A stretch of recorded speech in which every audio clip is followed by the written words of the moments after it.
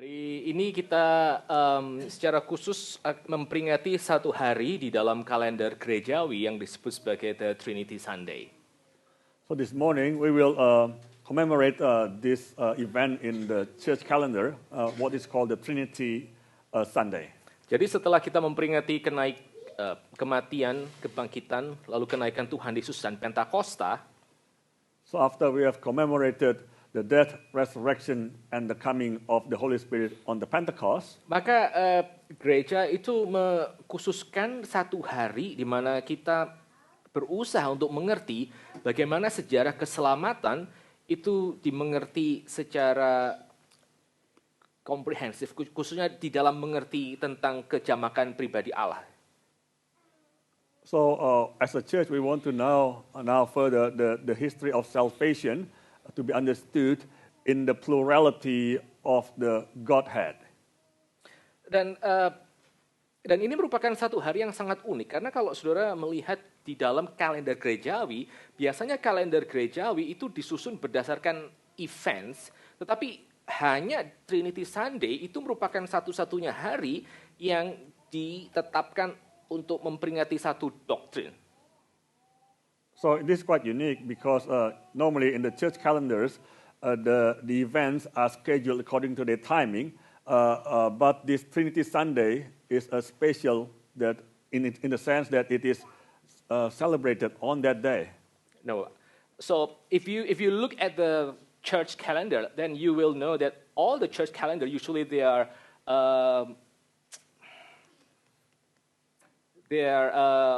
ordered according to the historical events that happened in the salvation history. Like, for instance, the birth of Christ and the death of Christ and the resurrections of Christ. They are all events, including the Pentecost. But only the Trinity Sunday, this is the only Sunday in the church calendar that is celebrated based on a certain doctrine, which is the doctrines of the Trinity. Ya, jadi itu bedanya. Jadi biasanya kalender gerejawi itu disusun berdasarkan events, tapi khusus untuk hari ini dalam kalender gerejawi kita memperingati yang namanya satu doctrine, which is the doctrine of the Trinity. Oke, nah hari ini kita akan secara concise akan melihat satu kitab yang sangat penting, yaitu kitab Wahyu, Revelation. So this morning we'll take a look at this specific book, the book of Revelation. Nah, waktu saudara melihat apa sih yang dimaksud dengan revelation, apa sih yang dimaksud dengan wahyu? What does Revelation mean? Maka yang namanya kitab wahyu atau kitab Revelation itu berasal dari satu kata bahasa Yunani yang namanya apokalips. Saudara tahu bahasa Inggrisnya apokalips? So the word Revelation comes from the Greek word which is called apocalypse. Nah, apokalips itu apa? Apokalips itu bukan pertama-tama tentang kiamat lalu the end of the world. Itu bukan maksud pertama dari apokalips. Tapi yang disebut sebagai apokalips itu simply uncovering. So firstly, apocalypse does not necessarily mean like the end of the world, but apocalypse actually means more of the revealing revelation, unraveling of something. Ya, jadi uncovering itu adalah yang dimaksud dengan apokalips. Jadi seperti saya ambil contoh, ada satu kalimat Tuhan Yesus di dalam Injil Matius yang mengatakan demikian. So there's one sentence from Jesus in the Gospel of Matthew which says, Bapakku bersyukur kepadamu karena engkau menyatakan kepada orang-orang yang kecil tentang siapakah engkau, bahwa bahwa tidak ada yang tahu selain Bapa tidak ada yang mengenal Bapa selain Anak dan tidak ada yang mengenal Bapa selain Anak, dan engkau sudah menyatakannya kepada orang-orang kecil ini.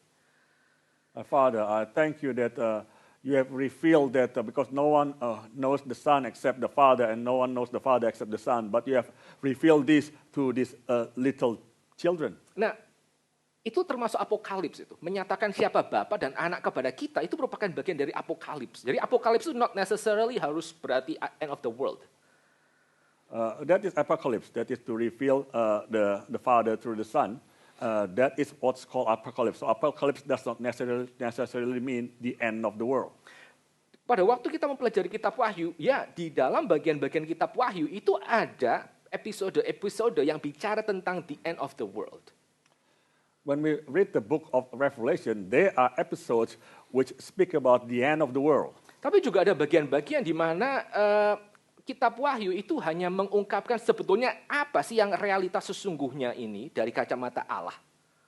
But there are also other portions of the book of Revelation which actually speaks about what are the reality of things from the view of God. Khususnya ketika kita melihat bahwa penerima kitab Wahyu itu adalah orang-orang yang sedang dipersekusi, mereka sedang menderita, dan mereka mungkin melihat diri mereka sebagai victims. Especially the recipient of the book of Revelation were people who were suffering, people who were going through the hard times, who were looking at themselves as victims. Dan di dalam kondisi seperti itu, mereka memerlukan yang namanya apokalips, mereka memerlukan yang namanya uncovering, supaya mereka bisa melihat sebetulnya situasi mereka ini dari kacamata Allah, itu situasi yang seperti apa sih? So in this situation, they needed to hear this apocalypse, this revelation, this view from the eyes of God. What is their situation currently from the eyes of God? Nah, mari kita sama-sama sekarang akan melihat dua bagian yang sangat besar dari kitab Wahyu. Kita nanti akan melihat kitab Wahyu pasal yang keempat serta kitab Wahyu pasal yang kelima. We'll take a look at a large portion from the book of Revelation, chapter 4 and chapter 5. Mari kita sama-sama sekarang melihat kitab Wahyu pasal yang keempat. Ayat yang pertama sampai ayat yang ke-11. Let's take a look at Revelation chapter 4 from verse 1 to 11. Kalau sudah dapat, saya akan bacakan untuk Bapak Ibu dan Saudara sekalian. Bapak Ibu sekalian bisa mengikuti dalam kitab suci masing-masing. If you found this chapter, I'll read this out for us all, and you can follow along through your Bible. After this, I looked, and behold, a door standing open in heaven. And the first voice which I had heard speaking to me like a trumpet said, "Come up here, and I will show you what must take place after this." At once I was in the Spirit, and behold, a throne stood in heaven, with one seated on the throne. And he who sat there had the appearance of jasper and carnelian, and around the throne was a rainbow that had the appearance of an emerald. Around the throne were 24 thrones, and seated on the thrones were 24 elders, clothed in white garments with golden crowns on their heads. From the throne came flashes of lightning and rumblings and peals of thunder. And before the throne were burning 7 torches of fire, which are the 7 spirits of God. And before the throne there was, as it were, a sea of glass like crystal. And around the throne, on each side of the throne, are 4 living creatures, full of eyes in front and behind. The first living creatures like a lion, the second living creatures like an ox, the third living creatures with the face of a man, and the fourth living creatures like an eagle in flight. And the 4 living creatures, each of them with 6 wings, are full of eyes all around and within, and day and night they never cease to say, "Holy, holy, holy is the Lord God Almighty, who was and is to come." And whenever the living creatures give glory and honor and thanks to him who is seated on the throne, who lives forever and ever, the 24 elders fall down before him who is seated on the throne and worship him who lives forever and ever. They cast their crowns before the throne, saying, "Worthy are you, our Lord and God, to receive glory and honor and power. For you created all things, and by your will they existed and were created." Mari kita sama-sama tunduk kepala, kita masuk dalam doa. Let us bow our heads and enter into prayer. Father, we have read one full chapter of your revelations, Lord. And we pray that as we will meditate this truth, you will also open our hearts and mind that we might understand and we might receive wholeheartedly this truth. And we long to see that you will transform our lives through understanding and meditating this truth. Thank you, Lord. We pray that you would bless every one of us who is here, and please bless your servant that would share your word. Please anoint him and give him wisdom and the right words to share the blessings that you have given to him before. In the precious name of our Lord and Savior Jesus Christ we pray. Amen. Saudara, waktu pasal yang keempat itu pasti setelah pasal kedua dan pasal ketiga itu nggak usah diomong kecuali. Yeah, brothers and sisters, chapter 4 must come after chapter 2 and 3, right? Nah, yang menarik adalah kenapa ada Kenapa pasal keempat itu berisi apa yang kita baca? But what's interesting is that why chapter 4 that contains what we have just read? Karena kalau saudara melihat apa yang ditulis oleh Yohanes di dalam pasal yang kedua dan pasal yang ketiga kitab Wahyu, Because if you take a look at what John wrote in chapter 2 and 3 of Revelation, maka Yohanes itu mencatat apa yang Tuhan Yesus itu evaluasi tentang 7 gereja di Asia Minor. then John was writing down of the evaluation of the churches in Asia Minor. Jadi dari Efesus sampai ke dengan Laodikia itu adalah evaluasi dari Tuhan Yesus tentang 7 gereja yang ada. From Ephesus to Laodicea is Jesus Christ's evaluation of the churches in Asia Minor. Dan kalau saudara melihat apa sih yang ditulis oleh Yohanes di dalam 2 pasal 2 dan pasal yang ketiga, maka saudara akan menemukan bahwa gereja di atas dunia, di atas bumi itu penuh dengan pergumulan dan penuh dengan kesulitan masing-masing. So in this chapter 2 and 3, the churches in Asia Minor had troubles and their own difficulties. Ya, sebagian daripada mereka dianiaya, sebagian daripada mereka kemudian kompromi dengan ajaran sesat. Some of them were persecuted and others were struggling with the false teachings. Sebagian daripada mereka hidup enak-enak karena kota di mana mereka tinggal itu penuh dengan kekayaan, misalnya kayak Laodikia misalnya. Some live in luxury because the city they were living in was very prosperous, like the Laodicean church. Tapi hari itu di akhir abad pertama, kelihatannya 7 gereja itu benar-benar nggak terlalu promising untuk memperlihatkan masa depan yang cerah dari kekristenan. But in this first century, these 7 churches didn't seem to be promising to actually carry on this future of Christianity. Nah, yang menarik ya Bapak Ibu sekalian, pada waktu masuk ke dalam pasal yang keempat yang tadi kita baca, maka saudara melihat bahwa di dalam ayat yang pertama, Yohanes mengatakan, setelah aku melihat hal ini, setelah aku melihat 7 gereja ini, maka dia kemudian ada di dalam roh dan kemudian dia melihat visi tentang sorga. But interestingly, in chapter 4, John said that after he spoke about these churches, then he said he saw a visions from heaven. Jadi seperti pasal yang keempat, visi tentang apa yang terjadi di sorga itu akan memberikan memberikan kayak semacam satu pengharapan atas apa yang dia sudah lihat di dalam pasal kedua dan pasal yang ketiga. So the vision that he saw in heaven, happening in heaven, was giving a hope for after what he saw what happened in chapter 2 and chapter 3. Nah, mari kita sama-sama lihat secara sekilas, kita tidak akan lihat terlalu detail apa yang terjadi, apa yang dituliskan dalam pasal yang keempat. Let us take a look briefly what happens in chapter 4. Nah, sekaligus ini merupakan poin pertama kita, yaitu praise to God the Father. Poin pertama kita ya. And this is also our first point, which is a praise to God the Father.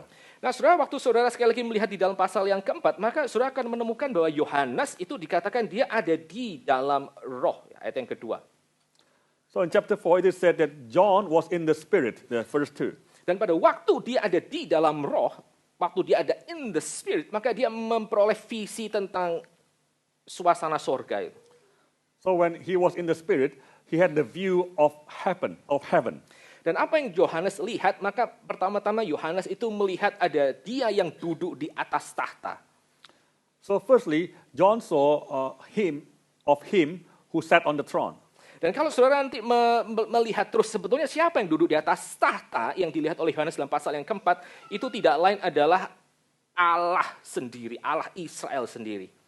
So if you take a look later on, that who was sitting on the throne was none other than God himself. Jadi kalau saudara lihat ayat yang ke-8 di sana dikatakan bahwa seluruh 4 makhluk itu memuji dia yang duduk di atas tahta, yaitu Holy, Holy, Holy is the Lord God Almighty, who was, who is, and who is to come. So like in verse 8, then these creatures were then praising the one who was sitting on the throne, Holy, Holy, Holy God Almighty, who was and is to come. Jadi sekali lagi waktu dia di dalam roh, dia melihat ada satu tahta di mana Allah itu duduk di sana. So when he was in the Spirit, he saw God who was sitting on the throne. Dan waktu saudara melihat apa yang digambarkan oleh Yohanes tentang tahta Allah di situ, if you take a look what John depicted of this throne of God, maka Yohanes mendeskripsikan tahta Allah itu dengan begitu banyak batu-batu mulia itu. diamonds and luxurious stones gitu. So John depicted this throne of God was of the diamonds of precious stones, emerald, sapphire, onyx, and all that. Nah, kita mungkin tidak bisa secara literal mengartikan bahwa memang nanti waktu kita ke surga maka tahta Allah itu terbuat dari batu-batu seperti itu. Well, of course, we cannot literally then believe that this throne of God later on when we get to heaven of these precious stones, emerald, or sapphire, and all that. Tapi kalau saudara mengerti ya bahwa di dalam perjanjian lama, maka yang namanya glory, kemuliaan itu seringkali disimbolkan dengan hal-hal yang ini ya, yang shining, yang berkemilau, yang kemilau. But in the Old Testament, this glory was often depicted by the shining materials, shining things. Satu kali waktu saya masih di Sydney, saya tuh tinggal di salah satu suburb yang banyak dihuni oleh orang-orang Middle Eastern, ya, Lebanese. When I was living in Sydney, I lived in a suburb which was populated by the Middle Eastern people, Lebanese. Sebagian daripada mereka Muslim, sebagian daripada mereka tuh orang-orang Kristen, orang-orang Kristen Timur Tengah. Some of them were Muslims, and others were Christians of the Middle East. Nah, interestingly, saudara, waktu misalnya ada acara-acara pernikahan yang diadakan oleh salah satu gereja Kristen Timur Tengah itu. So interestingly, when there was a wedding ceremony conducted by these Middle Eastern churches, itu kalau saudara kadang-kadang pas main lewat ke depan gerejanya, saudara bisa ngeliat orang-orang Middle Eastern itu mereka bisa keluar dengan biasa pakai baju hitam gitu, lalu pakai perhiasan emas luar biasa banyaknya, bener. Kalung yang sangat banyak, lalu kemudian cincin dan segala macam, belum nanti Harley Davidson berjejer di luar dan seterusnya, lalu kemudian limusin. You could see that these people, they would be dressed in black, and then they would wear these golden apparels, the chain necklaces, all these earrings and all that. With this flash themselves with all this golden materials, things, accessories. And then with the Harley Davidson and everything. Nah, sekarang kita lupakan soal Harley Davidson dan limusinnya itu ya. Tapi yang menarik ya saudara, itu merupakan bagian dari kultur mereka. Pakai perhiasan emas yang sangat banyak untuk make themselves like shining. Gitu. Because emas itu part of expression kalau mereka ini punya honor and glory. Let us forget about the Harley Davidson and the limousines. But what I was trying to say is that these golden jewelries that they put on themselves is to make them shine, to make them glorious, show glory. Sehingga pada waktu Yohanes dia menggambarkan tentang Allah yang duduk di atas tahta, lalu dia di dalam visinya dia melihat yang namanya batu-batu mulia, itu sekali lagi mau menekankan bahwa dia yang duduk di atas tahta itu adalah satu pribadi yang betul-betul penuh dengan glory and honor. So again, when John was depicting this being who was sitting on the throne with these precious stones around him, it was just wanting to depict that this is the being who is full of glory.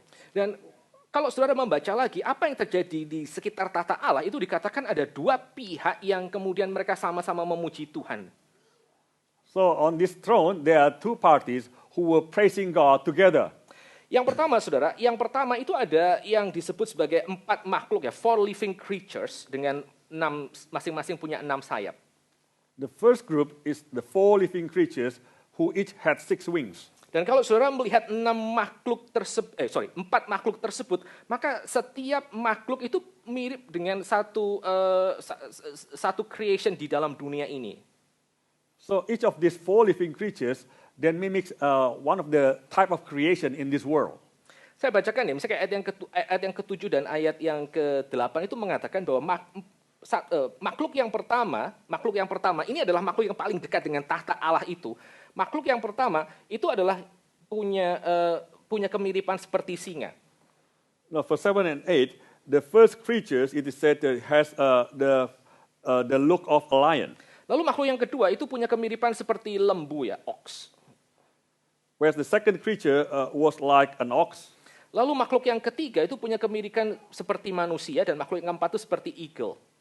And the third living creature was like the face of a man, and the fourth one was like an eagle in flight. Nah, di dalam Wahyu pasal yang keempat, 4 makhluk ini adalah 4 makhluk yang paling dekat dengan tahta Allah.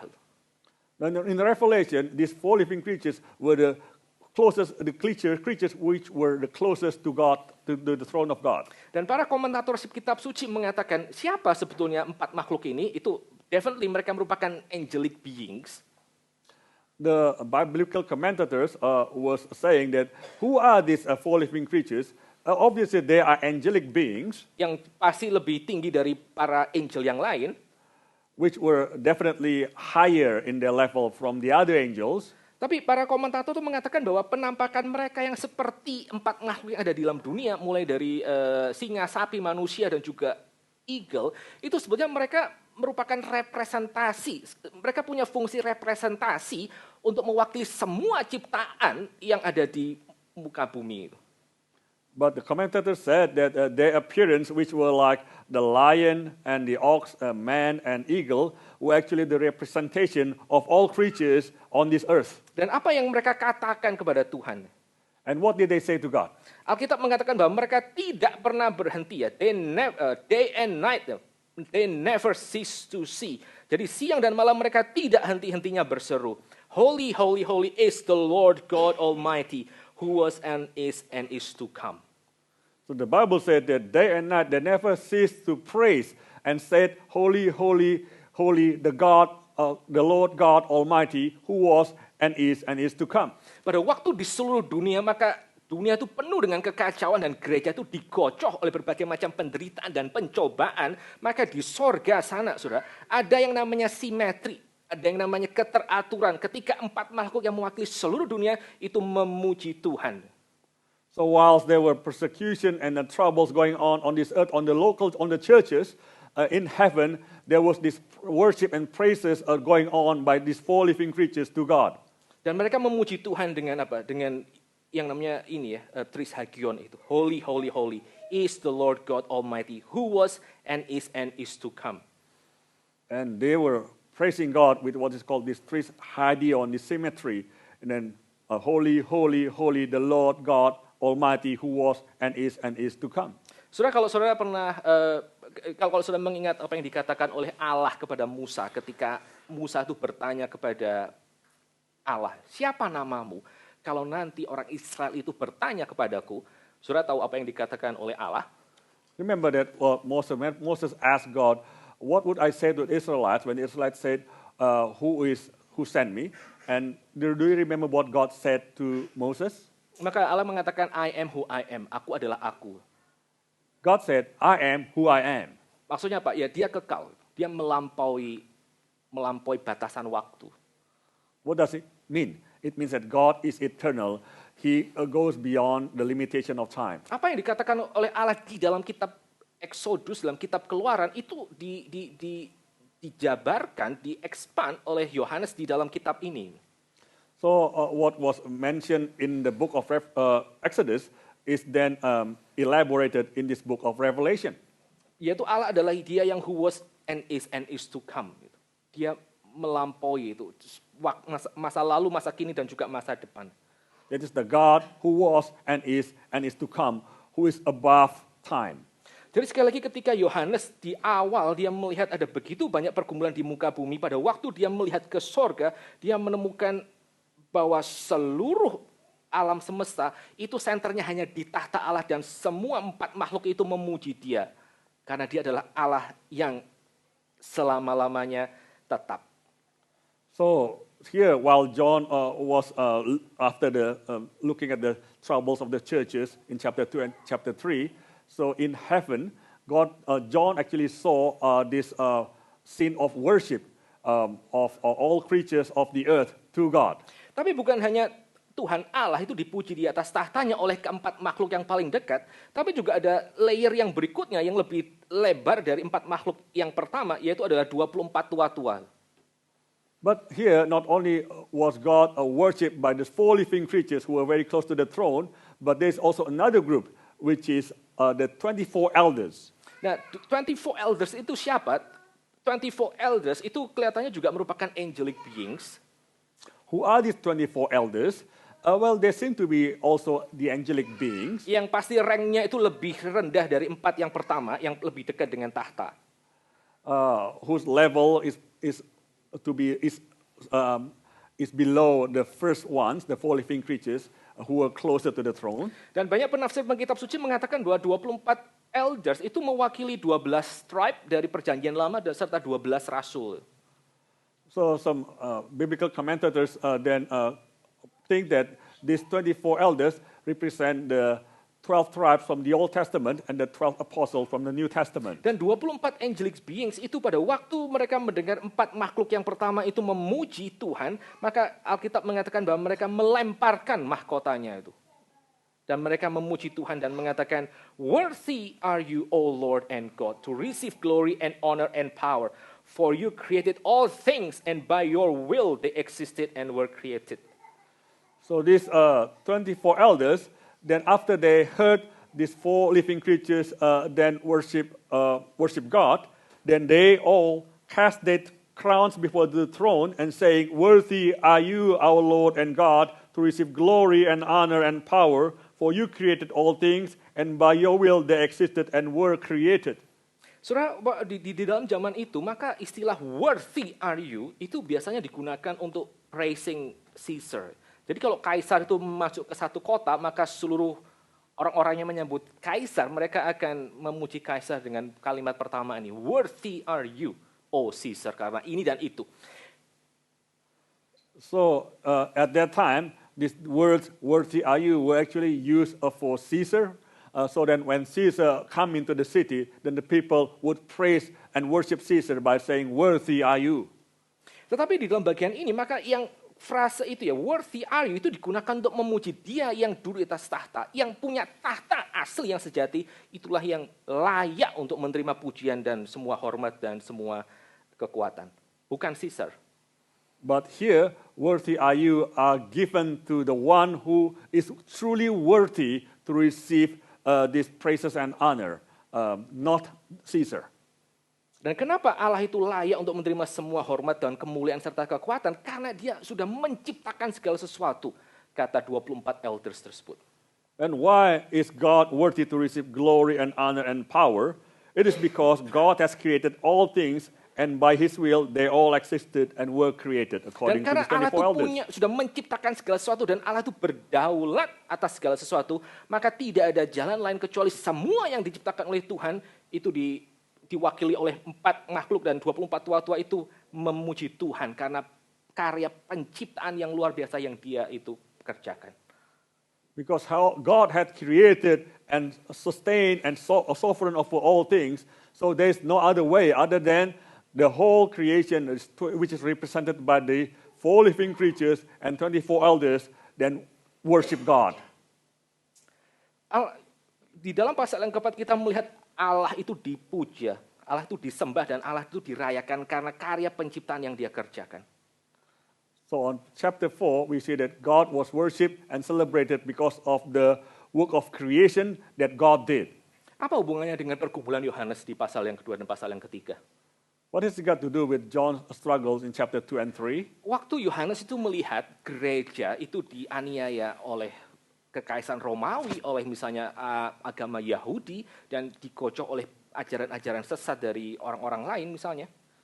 When John saw that the churches were troubled by the Roman Empire and by also the oppression from the Jews and also from the false teachings. Maka pasal yang keempat itu memberikan kayak semacam satu assurance kepada John bahwa semua hal yang menganiaya gereja itu semua tunduk di dalam kontrol dan kedaulatan Allah. So in chapter 4, it gave the assurance to John that everything that troubled the church and persecuted the church were actually under the control and the sovereign will of God. Bahwa semua hal yang mengganggu dan juga merusak gereja dan juga kehidupan Kristen, itu semua tidak ada yang keluar dari this realm of creation, di mana Allah itu bertahta dan dia disembah oleh 4 makhluk dan 24 elders. And that everything that troubles Christians and Christianity was actually under the control and sovereign of God, of who is sovereign and we worship overall. Berarti apa? Berarti di dalam penderitaan mereka punya pengharapan dan mereka selayaknya berharap kepada dia yang duduk di atas tahta tersebut. What does that mean? That means that in their tribulation and trials, they all had the hope on God who is seated on the throne. Saya percaya ini yang sama ya saudara, juga refleksi yang sama itu juga bisa kita hayati di dalam dunia hari ini. And I believe the same reflection we can also reflect upon, meditate upon in our current world. Satu kali waktu Job ya, Ayub itu sudah mulai protes kepada Tuhan karena hidupnya terlalu sulit. Dia sudah kehilangan semua orang yang dia cintai, dia kehilangan semua harta benda yang dia miliki, dia juga dicemooh oleh istrinya dan juga temannya. So we know that one day Job was at the point that he had lost everything, that he lost all his fortune, and he was then rebuked by his friends, and then he was also insulted by his wife. Maka Tuhan, Yakub lagi, Ayub itu protes kepada Tuhan. Lalu Tuhan tuh menjawab Job di dalam pasal ke-38 dan pasal 39. And then Job protested to God, because of his sufferings, but God replied to him on chapter 38 and 39. Dia bertanya, kenapa orang benar seperti dia itu menderita? He questioned God, why is a righteous person like him suffered? Nah, kalau saudara buka Ayub 38, 39, if you look at chapter 38 and 39 of the book of Job ya, maka saudara tidak akan mendapati bagaimana Allah menjawab Yakub, siapa namanya tadi, Ayub, itu dengan jawaban yang precise yang kita harapkan. You would find that God did not answer Job in the precise answer as Job questioned God. Tapi apa yang dijawab oleh Allah kepada this problem of pain itu adalah Allah itu membawa Yakub, siapa tadi namanya, Ayub, untuk dia melihat this beautiful panorama of creation. Terus Allah tanya, lu di mana? Ngerti nggak yang gua buat? Gitu. But rather God answered Job by telling him of the grandeur of the creation that God had done, and then questioned Job back and said, where were you? Seperti contoh ya, misalnya Tuhan tuh tanya, kamu di mana waktu aku meletakkan dasar bumi? Such as, where were you, Job, when I laid the foundation of the earth? Siapa yang tutup pintu daripada samudra dan kemudian buka pintunya lagi? Who closed the doors of the ocean and then open it again? Kamu yang perintahkan supaya yang namanya pagi itu menyingsing dan akhirnya tenggelam lagi. Did you command the morning to rise, the dawn to rise, and then the sunset to happen? Kamu yang menyimpan yang namanya semua salju-salju itu supaya mereka tidak turun. Did you keep the storehouses of the snow so that it wouldn't fall down? Apakah kamu yang membunyikan suara thunder dan juga suara guntur? Did you cause the thunder to blast and the lightning to peal? Kamu yang kasih yang namanya singa-singa itu makan. Were you the one who feed the lions? Terus kamu yang kemudian mengatur seluruh seluruh struktur bintang-bintang di dalam Orion. Were you the one who then laid the stars in the skies? Apa sih yang kemudian dikatakan oleh Tuhan? Tuhan itu memperlihatkan kepada Ayub. I got it right this time. Ayub itu seluruh kemuliaan daripada semua ciptaan Tuhan. What did God say here? God was telling Job the glory of all of God's creation here. Apa poinnya, saudara? What's the point, brothers and sisters? Waktu Ayub itu protes kepada Tuhan, seakan-akan Tuhan itu tidak mempedulikan dia, seakan-akan dia lolos dari pengamatan Tuhan. So when Job protested to God, it was as if God didn't pay attention to him, that God has missed focusing attention on him. Maka Allah itu mengatakan kepada Ayub bahwa dia mengatur segala sesuatu mulai dari yang paling kecil sampai yang paling besar, dan Ayub itu tidak mengerti. So God was telling Job that God had the control over everything from the smallest to the greatest thing, which Job did not understand. Bahwa Allah itu berkuasa untuk mengatur dan untuk memerintahkan seluruh isi dunia ini. That God was sovereign to manage and to command everything that happens in this world. Dan bagaimana Allah itu tahu apa yang dia kerjakan untuk setiap detail dari seluruh ciptaan. And God completely in the knowledge know everything that he has done in the details of the creation. Jadi pada waktu Ayub itu bicara tentang the problem of evil, maka Allah itu menjawab kepada Ayub. So when Job protested to God about the problem of evil, then God answered Job bahwa ini bukan tentang itu perhitungannya bukan tentang Allah yang maha kuasa dan Allah yang baik. So the issue is not about God who is sovereign and God who is good, Not only that God is sovereign and God is good, tapi juga bukan juga tentang bagaimana ada Allah yang baik dan berkuasa, tapi sekaligus juga ada problem of pain. it's not only that there's God who is sovereign and God is good, but also there's this problem of pain. Tapi juga sekaligus ada Allah yang dia punya wisdom, punya pengetahuan yang jauh lebih luas dari apa yang bisa ditampung oleh Ayub. Dan dia tunjukkan itu di dalam seluruh penciptaannya. But also there's this God who is all-wise, beyond what Job could contain or comprehend. Dan setelah Tuhan itu menunjukkan kepada Ayub pasal 38 dan pasal ke-39 tentang seluruh kemuliaan ciptaannya, apa yang dikatakan oleh Ayub? After God showed to Job the glory of God's creation in chapter 38 and 39 of book of Job, what did Job say? Maka Alkitab mengatakan bahwa Ayub itu dia duduk di dalam silence. The Bible said that Job sat in silence. Dan dia menyadari bahwa dia tidak punya kemampuan untuk memahami hikmat dan juga kuasa Allah sedemikian besar di dalam kasusnya. And Job realized that he had not the capacity to understand the wisdom of God and in his case. So sekali lagi pada waktu Yohanes ya, dia melihat pergumulan gereja demikian berat dan juga demikian pahit dan demikian mengkhawatirkan. So likewise, when John, when he saw this church struggles of the church, which was difficult and bitter, Apa yang dikerjakan oleh Tuhan ya? Tuhan sekali lagi dia menunjukkan kepada Yohanes itu the whole visions of heaven, di mana semua ciptaan itu memuji Allah yang sudah menciptakan mereka. likewise, God showed to John the visions of what's happening in heaven, where all creations were worshiping God. Dia adalah Allah yang menciptakan, yang mendesain dan juga menjadi tujuan akhir dari semua ciptaan. He is the God who created and designed and become the final destination of all creation. Sampai akhirnya ada satu event ini ya, event kayak ateis kayak Richard Dawkins, dia tuh mengakui tentang hal ini.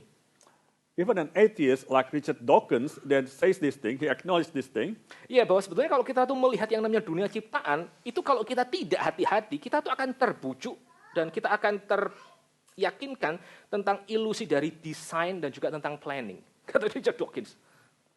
He said that if we are not careful enough, then we would also be persuaded into this illusion of design and planning. Dan itu yang akhirnya ditegaskan oleh kitab Wahyu, bahwa semua hal di dalam seluruh alam semesta itu punya desain dan punya planning, dan semua itu memuji Dia yang duduk di atas tahta. That is what is emphasized in the book of Revelation, that everything has design and planning, and everything, all creation, were worshiping Him who is seated on the throne. Sekali lagi, pada pasal yang keempat kita bicara tentang Allah yang Dia dipuji karena apa? Dia sudah menciptakan segala sesuatu. So once again, on chapter 4, it's about God who is worshipped because He has created everything. Dan Dia dipuji oleh siapa? Dia dipuji oleh 4 makhluk yang paling tinggi, lalu juga 24 elders. Semua angelic beings itu memuji diri Allah. That God is worshipped by who? By these 4 living creatures and the 24 elders. So all angelic beings worship God. Jadi John sekali lagi pada waktu dia di dalam Roh Kudus, dia melihat tahta sorga, itu pasal yang keempat. So John, once again, when he was in the Spirit, he saw this throne of God. Nah, sekarang kita masuk ke dalam bagian yang berikutnya, bagian yang terakhir, pasal yang kelima. Now we enter into this last part, the chapter 5. Oke, this is ayat 1 sampai 14 ya. Saya akan bacakan cepat kepada saudara supaya saudara bisa mencicipi sebenarnya pasal ini bicara apa. Now I'll read out for us all from chapter 1 to 14. Verse 1 to 14. Pasal yang kelima, Wahyu pasal yang kelima ayat 1 sampai 14. Revelation chapter 5, verse 1 to 14. Then I saw in the right hand of him who was seated on the throne a scroll written within and on the back, sealed with 7 seals. And I saw a mighty angel proclaiming with a loud voice, "Who is worthy to open the scroll and break its seals?" And no one in heaven or on earth or under the earth was able to open the scroll or to look into it. And I began to weep loudly because no one was found worthy to open the scroll or to look into it. And one of the elders said to me, "Weep no more. Behold, the Lion of the tribe of Judah, the Root of David, has conquered, so that he can open the scroll and its 7 seals." And between the throne and the 4 living creatures and among the elders, I saw a lamb standing as though it had been slain, with 7 horns and with 7 eyes, which are the 7 spirits of God sent out into all the spirit to the earth. And he went and took the scroll from the right hand of him who was seated on the throne. And when he had taken the scroll, the 4 living creatures and the 24 elders fell down before the Lamb, each holding a harp and a golden bowl full of incense, which are the prayers of the saints. And they sang a new song, saying, Worthy are you to take the scroll and to open its seals, for you were slain, and by your blood you ransomed people for God, from every tribe and language and people and nation. And you have made them a kingdom and priests to our God, then they shall reign on the earth. Then I looked, and I heard around the throne and the living creatures and the elders the voice of many angels, numbering myriads of myriads and thousands of thousands, saying with a loud voice, Worthy is the Lamb who was slain to receive power and wealth and wisdom and might and honor and glory and blessing. And I heard every creature in heaven and on earth and under the earth and in the sea and all that is in them, saying, To him who sits on the throne and to the Lamb be blessing and honor and glory and might forever and ever. And the 4 living creatures said, Amen. And the elders fell down and worshipped. Nah, saudara, waktu di dalam pasal yang keempat kita bicara tentang visi bahwa Allah yang di sorga itu disembah karena karya penciptaan. In chapter 4, that we saw that God in heaven was worshipped because of the work of creation. Maka pada waktu kita masuk ke dalam pasal yang kelima kitab Revelation, but when we enter into the chapter 5 of Revelation, maka kita akan menyadari bahwa semua simetri, semua keteraturan yang ada di sorga itu tidak terjadi di dalam dunia tentu saja. So we could see that all these things, the symmetry that's happening in heaven does not happen on this earth, of course. Jadi di dalam pasal kedua dan ketiga itu gereja kocar-kacir dan morat-marit. Lalu pasal yang keempat tahu-tahu semua teratur di sorga. So chapter 2 and 3, the churches were like all over, like in trouble, suffering. But in chapter 4, that everything was quiet and worshiping God in heaven. Nah, di dalam pasal yang kelima, ketika Yohanes melihat apa yang ada di dalam tangan Allah yang sedang duduk di atas tahta. So on chapter 5, John saw what was on the hands of God who was seated on the throne. Maka Yohanes itu melihat bahwa Allah itu memegang yang namanya satu gulungan kitab, satu scroll dengan tujuh materai. John said that God was holding a scroll with 7 seals. Nah, saudara, kita mesti tahu sebetulnya apa sih yang namanya scroll dengan 7 materai itu. So what is that scroll with 7 seals? Di dalam abad pertama Greco-Roman, maka adalah hal yang sangat biasa untuk orang yang punya wasiat, yang punya will, itu mereka menaruh semua wasiatnya di dalam scroll yang disegel. So in the Greco-Roman culture, it was common that for people who have inheritance, they would seal their inheritance writing in the scroll and seal it. Dan kalau tidak ada orang yang berhak untuk membuka, maka semua kehendak dari orang yang punya will itu tidak akan bisa dilaksanakan. And if there is no one who is authorized to open the scroll, then nothing in the scroll could be executed. Jadi seberapapun indahnya pemberian atau inheritance yang orang itu mungkin akan terima dari will itu, tapi kalau tidak ada orang yang berhak untuk membukanya dan tidak ada saksi misalnya, maka semua yang dikatakan di dalam will itu juga tidak akan pernah terjadi dalam realita. So no matter how good it is, what is written in the will, which is hidden in the scroll, if without having someone who is authorized to open the scroll, then there's no benefit to the recipient of the will.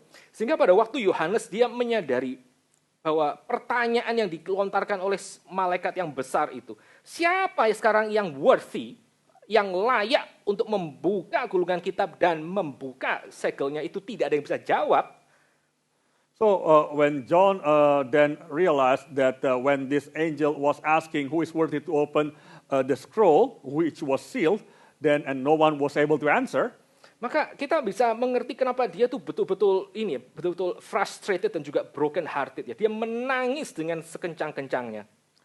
So we could understand why he was broken hearted and frustrated and he cried out loud. Karena kalau kehendak Allah yang dia sudah letakkan di dalam scroll yang disegel dengan 7 materai itu, tidak ada yang bisa buka, maka seumur hidup gereja di bumi itu akan terus-menerus digoncang dan digocok oleh berbagai macam kesulitan. Because if there was no one who was worthy to open the scroll, which was sealed, then the churches on the earth would be forever troubled and persecuted. Dan saudara lihat ayat yang ketiga, pasal yang kelima, itu betul-betul satu penekanan yang sangat penting betapa frustratingnya situasi hari itu di sorga. You could see on the verse 3 of chapter 5 that how frustrating it was the situation in heaven at the time. No one in heaven or on earth or under the earth was able to open the scroll or to look into it. Tidak ada satu makhluk pun di sorga, di bumi, atau di bawah bumi yang bisa membuka scroll itu. Not even 4 makhluk dan 24 tua-tua yang kita baca di pasal yang keempat barusan. We said in verse 3 that no one in heaven or on earth or under the earth was able to open the scroll or to look into it. Nggak ada satu pun. Itu heavenly being yang paling tinggi pun juga tidak bisa untuk buka. Dan bahkan orang, let's say, mungkin yang paling baik pun yang ada di muka bumi, mereka juga tidak bisa untuk membuka kehendak Allah itu apa. There was no one who could open the scroll, not even the best angelic being in heaven, and nor the best person on the earth. Kalau ceritanya cuma sampai sini, maka that's it. Masa depan kekristenan, masa depan gereja itu hopeless. If the story ends here, then that's it. The future of the churches were doomed. Christianity were doomed.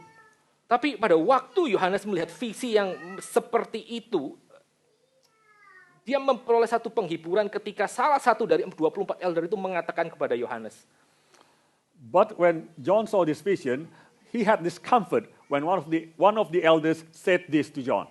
Weep no more. Behold, the Lion of the tribe of Judah, the Root of David has conquered, so that he can open the scroll and its 7 seals.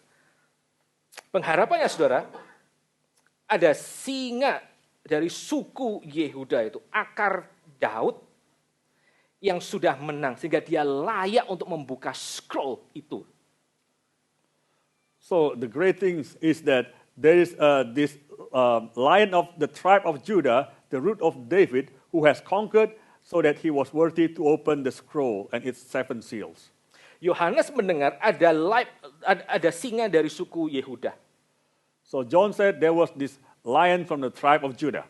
Tetapi kalau saudara masuk ke dalam ayat yang ke-6, maka setelah dia mendengar ada singa dari suku Yehuda, ayat yang ke-6 dia dikatakan dia melihat ada anak domba yang sedang berdiri seakan-akan dia sudah pernah disembelih. But after John said about this Lion of Judah, John continued with verse 6. He also saw this lamb standing who was as if he had been slain. Dia dengar tentang singa suku Yehuda yang sudah menang. Lalu dia melihat ada domba yang sudah pernah disembelih dan sekarang kembali hidup.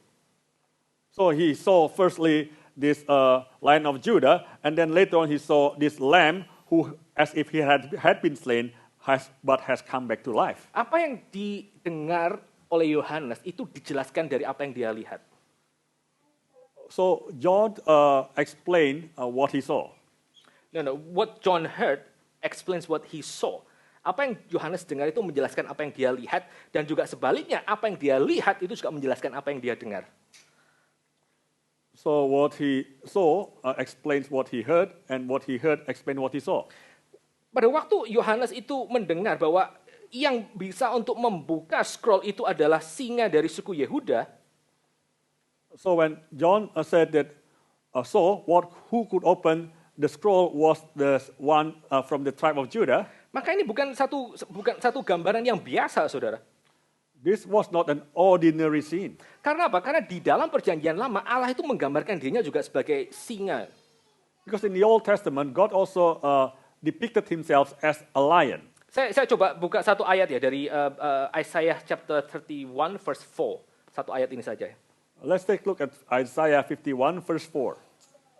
bagian yang atas ya, Isaiah chapter 31 verse 4. For thus the Lord said to me, as a lion or a young lion's growl over his prey, and when a band of shepherds is called out against him, he is not terrified by their shouting or daunted at their noise. So the Lord of hosts will come down to fight on Mount Zion and on its hill. Jadi Allah Yahweh itu menggambarkan dirinya seperti singa. So God, Yahweh, depicted himself as a lion. Dan sebagai singa yang dia menang atas pertempuran, maka Yohanes itu akhirnya punya semacam satu kejelasan bahwa dia yang berhak untuk mengambil scroll itu bukan menang, bukan hanya divine saja, bukan hanya sekedar dia ilahi, bukan hanya sekedar dia menang peperangan, tapi dia menang peperangan dengan cara apa? Dengan cara dia mengkorbankan dirinya sendiri, dengan cara dia melayani seperti domba yang sudah disembelih. So the depiction here with there's a lion and then a lamb that had been slain. So this is saying that not only was that there's God who had been victorious, not only that this figure has been victorious, but also he had been victorious because he had sacrificed himself. Jadi siapa yang berhak untuk mengambil scroll itu? Kehendak Allah dari dia yang sedang duduk di atas tahta. So who was worthy to take this scroll, this will of God, who was seated on the throne? Dan Alkitab mengatakan satu-satunya adalah dia yang punya divinity, bagaimana Yahweh punya divinity. So the Bible said it is him who has the divinity just as God is divine. Sebagai lion, tapi juga sekaligus divine person yang dia pernah disembelih itu. As a lamb. That is that person who has the divine quality, who is divine, but also the one who had been slain as a lamb. Pasal yang keempat itu memuji Allah Bapa. Pasal yang kelima itu memuji tentang Allah Anak, Yesus Kristus. Chapter 4, it was praising God the Father. And chapter 5, it was praising God the Son. Dan cepat aja, waktu anak domba itu mengambil gulungan kitab dari tangan Allah. When this lamb then took this scroll from the hand of God, maka 4 makhluk dan 24 elders yang tadi dalam pasal yang keempat, apa yang mereka kerjakan? These 4 living creatures and the 24 elders from chapter 4, what did they do? Mereka memuji Allah, mereka memuji anak domba itu. They worship the lamb. Saudara lihat ayat yang ke-9 sampai ayat yang ke-10. Take a look at verse 9 and 10. Worthy are you to take the scroll and to open its seals, for you were slain, and by your blood you ransomed people for God, from every tribe and language and people and nation, and you have made them a kingdom and priests to our God, and they shall reign on the earth. Worthy are you yang tadi digunakan untuk memuji Allah Bapa, sekarang kata yang sama digunakan untuk memuji Allah Anak. Dan dia dipuji karena apa? Dia dipuji karena pekerjaan penebusan yang dia kerjakan. Worthy are you, this phrase that were used to praise God the Father are the same phrase that is used to praise God the Son. Why? Because he has redeemed the people. Dan pada waktu domba itu mengambil scroll dari tangan Allah, maka bukan hanya sekedar 4 makhluk dan 24 elders yang memuji karya penebusannya. So when the lamb took the scroll from the hand of God, not only were the 4 living creatures and 24 elders worship God, tapi dalam ayat yang ke-11 ya, di dalam ayat yang ke-11 itu dikatakan apa? Itu dikatakan puluhan demi puluhan ribu malaikat dan ribuan serta beribu-ribu malaikat itu memuji sang anak domba itu. But on verse 11, it also said that myriads and myriads of angels and thousands of thousands were also worshiping the Lamb. Ada gulungan pujian yang jauh lebih besar yang terjadi di dalam pasal yang kelima dibandingkan dengan pasal yang keempat. There were worship and praises that were even greater that were happening there in heaven than what was happening in chapter 4. Jadi pada waktu saudara melihat pasal yang keempat sampai pasal yang kelima, itu kalau saudara melihat setiap pujian yang dikatakan oleh 24 elders, 4 makhluk dan semua malaikat yang lain, itu semakin lama itu semakin besar dan semakin klimaks ketika Yesus Kristus itu muncul di tengah-tengah tahta Allah. So if you take a look closely what's happening in chapter 4 and in chapter 5, the praises and worship that were happening in chapter 4 were actually getting more intense, and having its climax in chapter 5 on the Lamb. Di dalam pasal yang keempat itu 4 makhluk, 4 creatures, dan juga 24 elders yang memuji Dia yang sedang duduk di atas tahta. In chapter 4, there were the 4 living creatures and the 24 elders who were worshiping Him who was seated on the throne. Di dalam pasal yang kelima, itu bukan hanya 4 makhluk dan 24 elders, tapi juga puluhan ribu malaikat yang lain memuji Allah Anak. But on chapter 5, not only were the 4 living creatures and 24 elders, but also the myriads and myriads of angels also were worshiping the Lamb. Dan mereka mengatakan apa? Puluhan ribu malaikat tersebut. And what were these myriads and myriads of angels were saying? Again, kata yang sama ya. Worthy is the Lamb, ayat yang ke-12.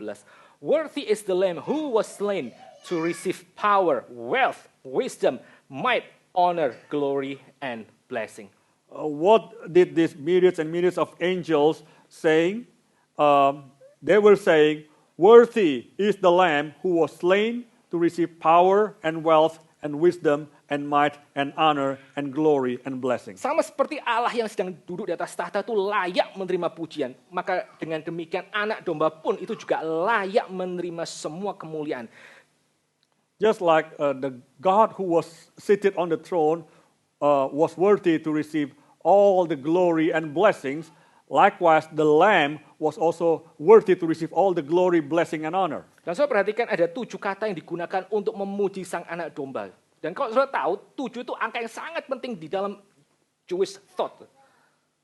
So if you notice, there's 7 words that are used to describe the worship to the Lamb. And you know, this number 7 is a very important number in the Jewish tradition. Power and wealth and wisdom and might, honor, glory, and blessing. Semua 7 itu digunakan untuk memuji hanya untuk sang anak domba sendiri. These 7 words were chosen and used to worship the Lamb, which is power, wealth, wisdom, might, honor, glory, and blessing. They were used to worship the Lamb. Sekarang bukan hanya 4 makhluk memuji sang anak domba, bukan hanya 24 elders yang memuji anak domba, bukan hanya puluhan ribu malaikat yang memuji sang anak domba. But now, not only did the 4 living creatures, 24 elders, and myriads of angels worship God. Tapi kalau saudara worship the Lamb, sorry. Tapi kalau saudara melihat sekarang ayat yang ke-13 ya, ayat yang ke-13, maka saudara menemukan bahwa semua ciptaan di langit, di bumi, di sorga, dan bahkan, di langit, di bumi, di bawah bumi, dan bahkan di laut itu sekarang semuanya bisa memuji Allah yang duduk atas tahta dan anak domba itu bersama-sama. But also, now if you look at the verse 13, that all creatures in heaven and on earth and under the earth and in the sea and all that is in them were worshiping God and the Lamb who was seated on the throne. To him who sits on the throne and to the Lamb be blessings and honor and glory and might forever and ever. They're saying, to him who sits on the throne and to the Lamb be blessing and honor and glory and might forever and ever. Amen. Angka 4 itu mewakili semua 4 penjuru bumi. This number 4 represent all direction of the world. All the corners of the world. All the corners. Alkitab itu sengaja mengatakan ketika semua ciptaan itu memuji Dia yang duduk di atas tahta dan Dia yang adalah domba, itu menggunakan kelipatan 4 untuk di dalam pujian mereka. So the Bible says then all the creation were praising Him who was seated on the throne and on the Lamb. They were using this number 4 as the representation of everything in the world. Oke, saya nggak akan maju terlalu detail lagi, saudara. Saya cuman sekarang kita coba sama-sama pikirkan. I will not go any further, but let us think about all these things. Kalau saudara melihat apa yang tadi kita sekilas walk through dari pasal keempat dan pasal yang kelima. If you just think about this like a walk-through view of the chapter 4 and chapter 5, maka saudara akan menemukan bahwa yang namanya the lamb itu, the lion and the lamb. So the lion and the lamb itu bukan bagian dari pihak yang sedang memuji. The lion and the lamb is not the part of those who were worshiping. Tapi yang namanya the lion, aka the lamb, itu adalah objek dari worship itu sendiri. On the contrary, the lion and aka the lamb was actually the object of worship himself. Dan ini sekali lagi menunjukkan tentang keunikan siapakah Yesus Kristus itu, Bapak Ibu sekalian. This again that shows the uniqueness of Jesus Christ himself. Dia bukan bagian dari dunia creatures yang harus memuji dia sedang duduk di atas tahta, tapi dia merupakan bagian dari Allah itu sendiri. Dia ada di dalam tahta itu sendiri. Dia layak untuk dipuji. Dia sehakikat dan setara dengan diri Allah yang sedang duduk di atas tahta. The lion and the lamb, he is not part of the creation who was to worship God, but he is part of God himself, who is worthy to receive all the blessing, all the worships from all creatures. Makanya sekali lagi Alkitab itu bisa mengatakan bahwa tidak ada keselamatan di luar Yesus Kristus. That is why the Bible says there is no salvation apart from Jesus Christ. Karena hanya Yesus Kristus yang dia bisa ambil itu scroll dan membuka 7 materai yang sedang dipegang oleh Allah. Because it is only Jesus Christ who was able to take the scroll who was in the hand of God. Dan dia tahu dia pasti bisa buka scroll itu. Kita tahu dari mana? And he definitely could open the scroll. How could we know that? Karena dia sudah bangkit, dia sudah naik ke surga. Dan kita tahu sudah ada Pentakosta terjadi. Dia sudah buka scroll itu. Because we know that he has died and rose again. He went up to heaven and he had opened the scroll. There is Pentecost. Dia layak untuk membuka scroll itu. He's worthy to open the scroll. Jadi kita pada waktu kita hari ini merenungkan tentang the Trinity Sunday, so while we are meditating upon the Trinity Sunday today, kita sekali lagi diingatkan bahwa waktu kita hari ini tinggal di dalam dunia yang penuh dengan pergumulan, sama seperti pasal kedua dan pasal yang ketiga dari gereja mula-mula.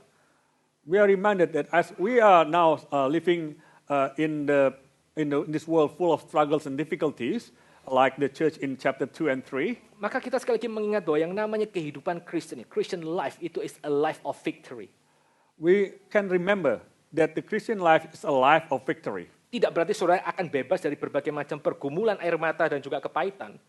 It does not mean that you will be free from struggles and tears and weeping. Tapi at the end of the day, semua kepahitan, air mata, dan semua kesulitan hidup saudara yang saudara itu jalani karena saudara setia kepada Yesus Kristus, itu tidak akan sia-sia.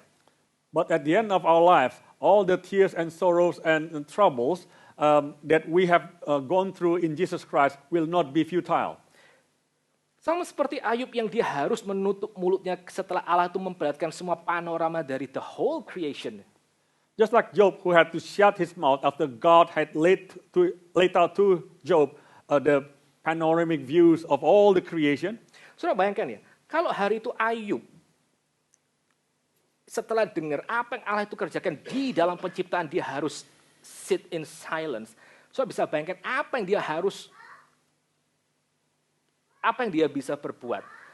Kalau hari itu dia mengerti bahwa Allah yang sama, yang menciptakan seluruh isi dunia, yang mengatur siapa kasih makan singa sampai susunan bintang Orion, itu juga adalah Allah yang dia mengutus anaknya untuk mati bagi Ayub. Ngomong apa Ayub? Now, what do you think Job would say if Job had understood that the God who had displayed all the splendor and grandeur of the creation, which made him sit in, and be quiet, if Job had understood that it's the same God who had sent his only begotten son to die for him, what would he say? Sekali lagi saudara, yang namanya Christian life itu bukan tanpa pergumulan. Once again, Christian life is not a life without struggle. Tapi Christian life itu juga bukan tanpa kemenangan dan juga bukan tanpa penghiburan. And yet, also remember, the Christian life is not a life without victory and comfort. Dan Alkitab mengatakan bagaimana kita memperoleh penghiburan. Alkitab mengatakan ketika kita itu ada di dalam roh. Dan kita melihat bahwa seluruh dunia kacau balau itu ada pengharapan. Karena ada dia yang duduk di atas tahta dan ada anak domba yang sudah pegang scroll itu. Dan dia membuka untuk menggenapi kehendak Allah di surga supaya jadi di bumi. And once again, how can we be comforted? is that when we could see it in the spirit, that there is God who is seated on the throne and the Lamb who has been worthy to open the scroll and then to declare to us that he has been victorious, and we will also be victorious. Maka dari itu, maka just give your life untuk dipakai oleh Tuhan. That's why, therefore, church, give your life to God. Kalau saudara melihat glorious visions of heaven seperti itu, apa sih yang menghalangi saudara untuk tidak melayani Tuhan hari ini? If you could see the glorious view of heaven as such, what should hinder you from first serving God? Apa sih yang menghalangi saudara untuk kemudian tidak datang kepada Tuhan Yesus dan percaya kepada Dia? What should hinder you from coming to God and believing Him completely?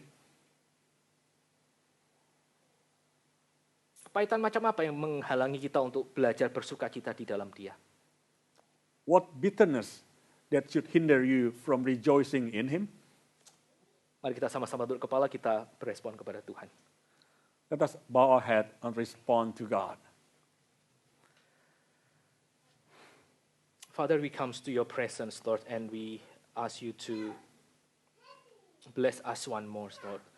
Just like you have blessed John the Apostles and you have blessed all the churches with the visions of heaven, Lord. We pray that in this life, in the midst of our struggles to follow you, we would experience what John himself has, and we would understand what Stephen also experienced in this life, Lord. That being in the Spirit, he understands the glory of God and the Son sitting in heaven and control the whole world. Lord, we pray that whatever we experience in this world will not hinder us to believe in you, to follow you, to find our comfort and strength in you. But we ask you that as we have to carry the burden which you have allowed us to bear, we might find our face lifted up to heaven and to see how you give us strength and comfort, Lord. We thank you for your works of creations, and even more we thank you that you have redeemed us with such a high price, which is the blood of your Son. Thank you, Father, for today. In the name of our Lord Jesus Christ we pray. Amen.